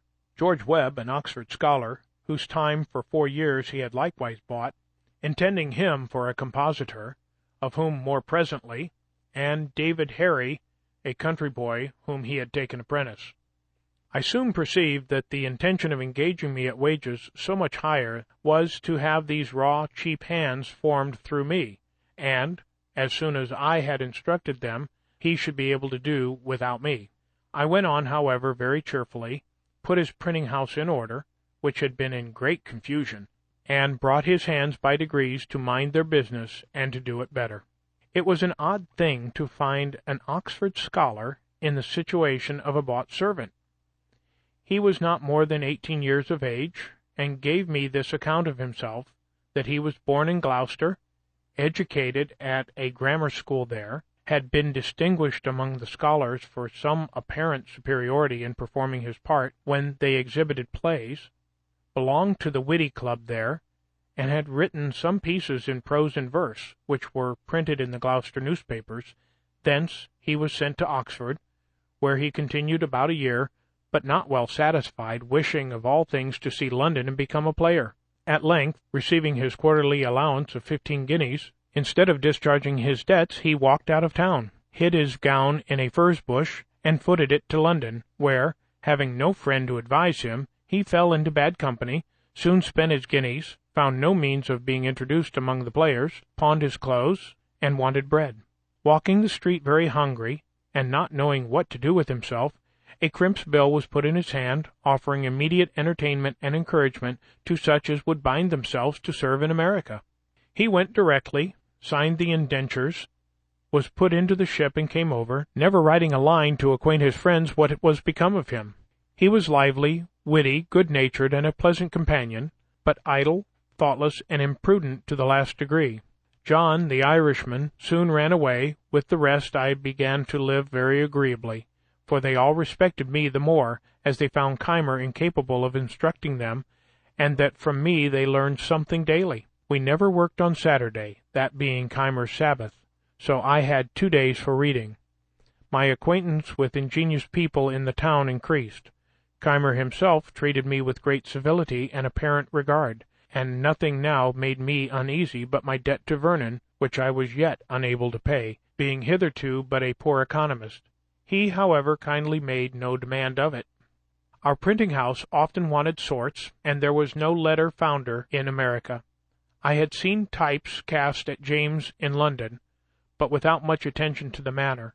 However, I now contrived a mould, made use of the letters we had as punctions, struck the matrices in lead, and thus supplied in a pretty tolerable way all deficiencies. I also engraved several things on occasion. I made the ink. I was the warehouseman, and, in short, quite a factotum.